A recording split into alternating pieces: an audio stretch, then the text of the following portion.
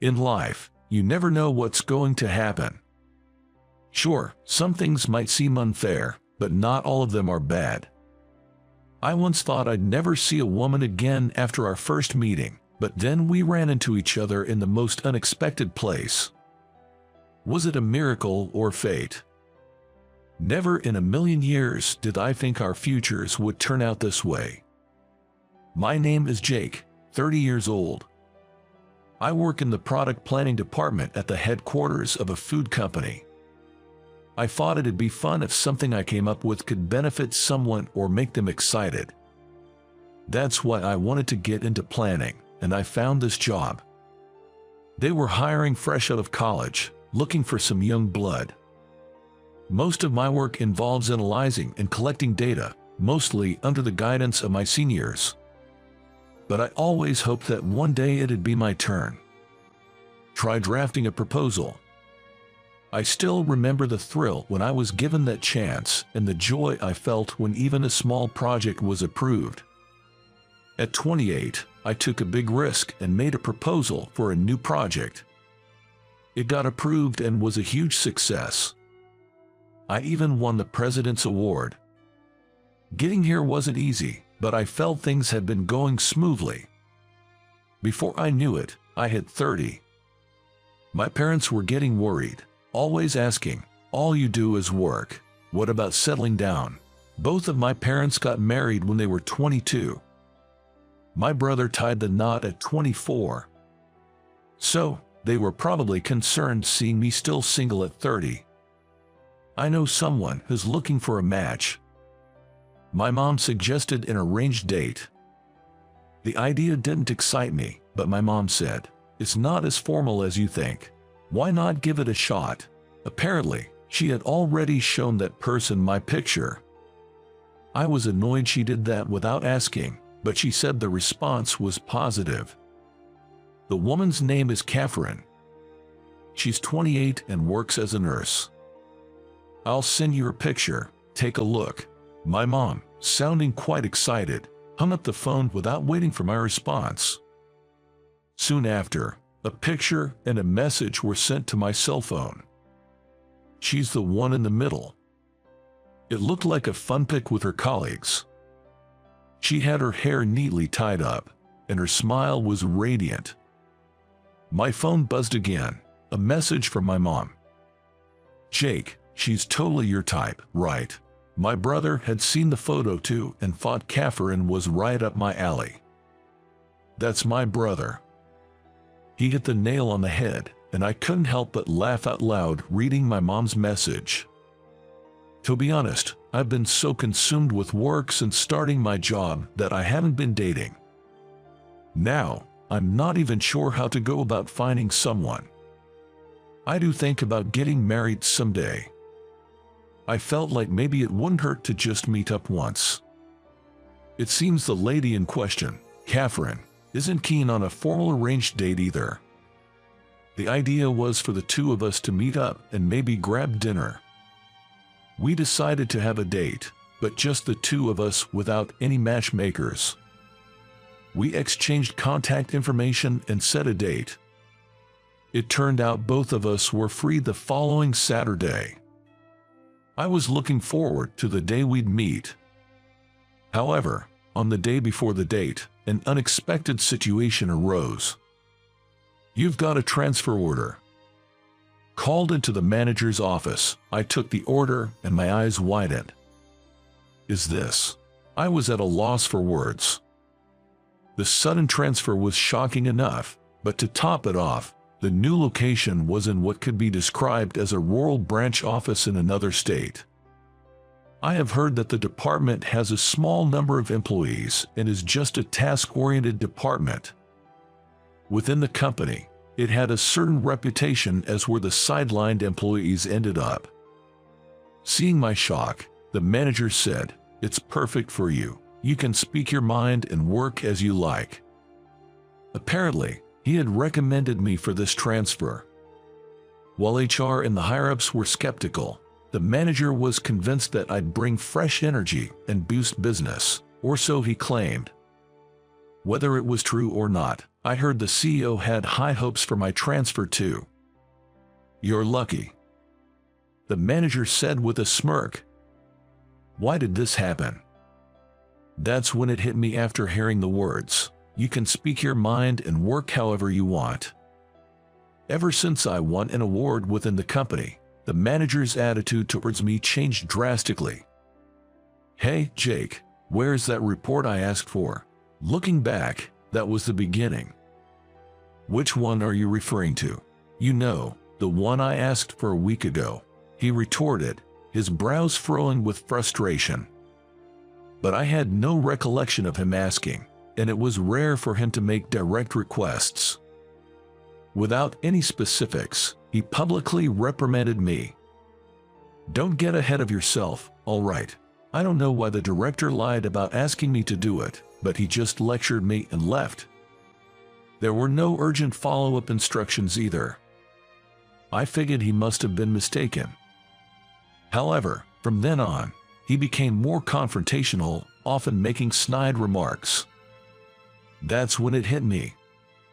A while back, there was a project that the manager pushed through based on his whims. Most of its content was his brainchild. However, it resembled a proposal that had been rejected in the past. Other companies had tried something similar and failed, and it wasn't in line with current market needs. While many disagreed, no one dared to oppose the manager. I, however, offered him some advice. It seems he didn't take kindly to it. That's probably why he targeted me. I regretted speaking up, but continued to work diligently while trying to avoid upsetting him. Seems it didn't work. And as a result, I got what felt like a demotion. You're moving in 2 weeks. Make sure you hand everything over properly. With that, the manager walked away with a spring in his step. Now, with this transfer looming, the arranged date was the last thing on my mind. The new location was out of state and seemed like a dead end for my career. I thought I should call off the date before things got serious. However, I had already made a reservation at the restaurant. Canceling last minute didn't feel right. And telling Catherine over the phone seemed too rude. I decided to meet her in person and apologize. The next day, I met Catherine in front of the restaurant. Seeing her warm smile made my heart heavy. We entered the private room I had reserved for the occasion. Immediately after sitting down, I said, "Hey." I informed Catherine that I received a transfer order yesterday, that the new destination is far away, out of state, and I was assigned to a lesser-known department. It's a role with no potential for growth, and I had no idea what the future would hold. I couldn't possibly ask her to be okay with this. I also apologized for the inconvenience of meeting under these circumstances today. You could have just called, but you took the trouble to tell me in person. I appreciate it, but since we're here, how about having lunch together? I was prepared for her to be upset, but instead, Catherine gave me a warm smile. We enjoyed a delicious meal, and she shared stories about her work, how she had been too busy to meet anyone, and how a mutual acquaintance had introduced her to me. Turns out, our passion for our jobs was something we both had in common. The conversation flowed naturally, and time flew by. It was bittersweet when it came time to leave the restaurant. As I was leaving, I thanked her for the wonderful time and apologized once again for declining the previous arrangement. I then called my mom to update her. When I told her about my decision based on the transfer, she sounded disappointed but understood. I had some issues with the transfer, including issues with my boss. I considered quitting, thinking it might be better than transferring to the remote branch. But I decided to give it a shot, and if things didn't pan out, I could always leave. I decided to do my best at the new location. And then a year went by. The rural branch, rumored to be monotonous. Indeed, It was less exciting than when I was in the product planning department at the main office. Due to cost cutting, there were fewer staff, and we had to do tasks that would typically be handled by other teams at the main office. The workload was intense, and it felt like all of us were working like mules. Working overtime nonstop, I've been guzzling energy drinks just to keep going. It's been really tough on my body. And then, on a scorching summer day, as I was heading to the bus terminal, I suddenly felt unwell. I tried to sit on a bench but felt dizzy. I collapsed. I was suffering from mild heat stroke at this time. An elderly man nearby shouted, "Are you okay?" But all I could do was nod weakly.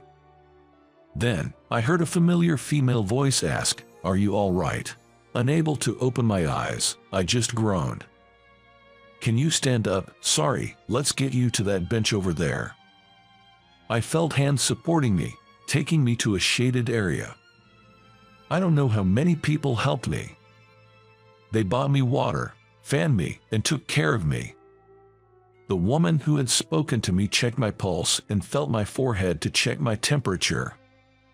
After some hydration and cooling down, I began to feel better. Once I felt a bit clearer, I thanked everyone, and they left. The helpful woman stayed till the end. "I'm glad you're looking better. Please go home and rest."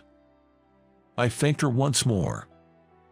"Thank you so much for your help." I looked up and met her eyes, and exclaimed, "Wait."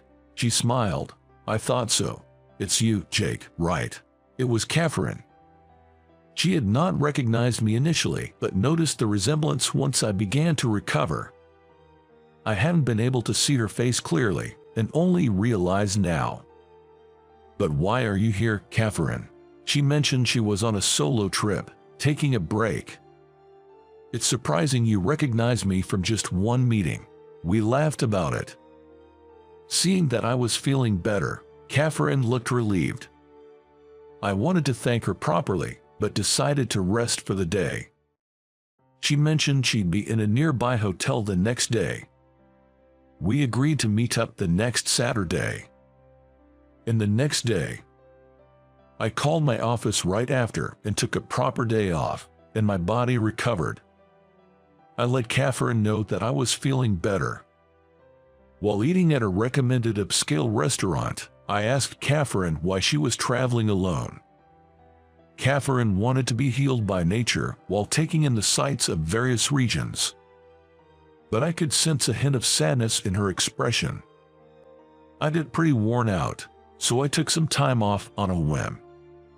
Catherine said that, though her smile looked forced. "How about you, Jake?" She shifted the topic to me, and I shared my recent happenings. I talked about my less satisfying job compared to before, and vented a bit. I realized how much I loved the projects I used to work on. I'm not quite content with my current environment.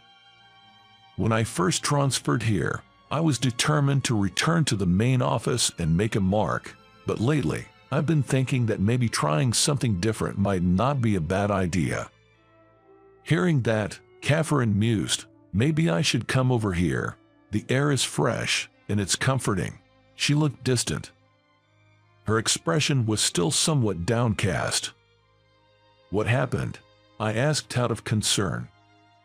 It turned out that her solo journey wasn't just for vacation. Catherine is a nurse at a major hospital. She works in a hospital ward and has a large number of patients that one person handles. While she's proud of her nursing career, she feels she's been too emotionally involved with each patient, which has drained her spirit. She started to wonder if nursing might not be the right career for her. She thought she had overcome such feelings a long time ago, but now they're resurfacing. She's contemplating quitting her nursing job. Not all of them are discharged from the hospital in good health. It might be even tougher than I imagine. Though it's not my place to say, I offered, "Maybe you need a break. Taking some time off can be necessary." It felt like I was talking more to myself than to Catherine. "Maybe I should quit too," I exclaimed with a stretch and a grin. For some reason, I blurted out something completely unexpected. "If you're up for it, why don't we travel together?" What was I thinking? But it wasn't a lie. What was it? I had this vague feeling that things might be better if Catherine and I were together. Catherine looked surprised but then bashfully nodded. "If you're okay with me." "Daddy." "Oh, Michael, what's up today?" I crouched down to lift my energetically running son. The clinic was only half day today, so I picked up Michael from daycare. Today is a community event day at the coastal town center. There are stalls selling fresh seafood, grilled fresh fish, and booths with toys and food that children love. I'm here today as an employee of the company organizing this event. Since my reunion with Catherine, I'd casually mentioned traveling together. It became a reality. We both thought it was just a spur of the moment. I quit my job, and Catherine quit nursing. Since both of us had been working so much, we hadn't spent much. We had plenty saved up for our journey. We traveled around the US on a whim. While I knew I wanted to start something new and loved planning, I wasn't clear about what else I was interested in, or whether I wanted to work in the food industry again. Catherine thought that taking a break might give her a new perspective.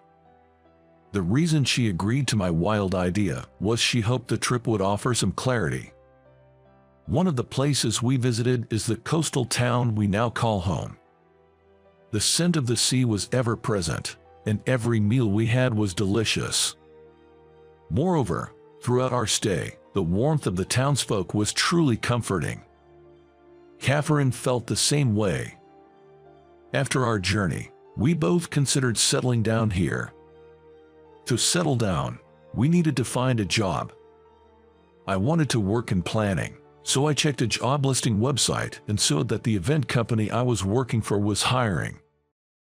Based on my past work, whether it was in food or miscellaneous goods, I had been thinking narrowly, but I immediately thought, this is it, for someone else. To bring excitement. My core reasons for wanting to work in planning hadn't changed. The event company's website made my heart race even more. That's how I ended up joining the event company. And Catherine, she found work at a clinic. Catherine, who took the time to reflect on herself during our travels. She remembered when she aspired to be a nurse. If she could support someone, even just a little. She realized her pride in nursing and her feelings hadn't changed. During our travels, there were several instances where Catherine assisted sick people. Perhaps it's a nurse's intuition. Not that they were collapsed or huddled, but by observing their movements and complexion, Catherine would approach and ask, "Are you okay?" With swift actions, she'd calm them down, or make them feel a bit better, just like she did for me. I often think nursing is her true calling. I believe Catherine realized that too. Without hesitation, Catherine searched for a nursing job.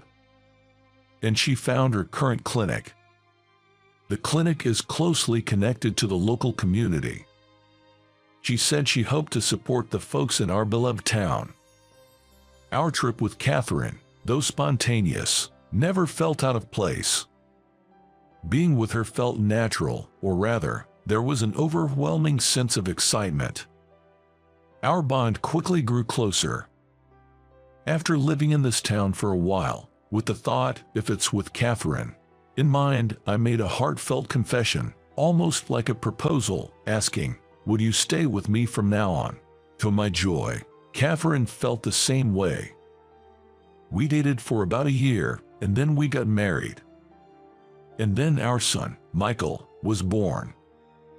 By the way, my family wasn't surprised when Catherine and I got married. They had anticipated this from the time we started our trip. Especially my mom and older brother, they still claimed they played Cupid. Catherine's family is also supportive, happy to see her smiling, even though we're living far away. Had I not met Catherine, I might not have taken such a bold step. Looking back, that unexpected job transfer might have been a turning point leading to this happy future. Far from being a demotion, I think of it as a promotion. But the courage I had at that time is still a mystery to me. What was that about? It was strange, right? Catherine and I often reminisce and laugh about it. Maybe it was a mix of a miracle and destiny. While cherishing these happy moments, I hope we can keep smiling in this town we love so much.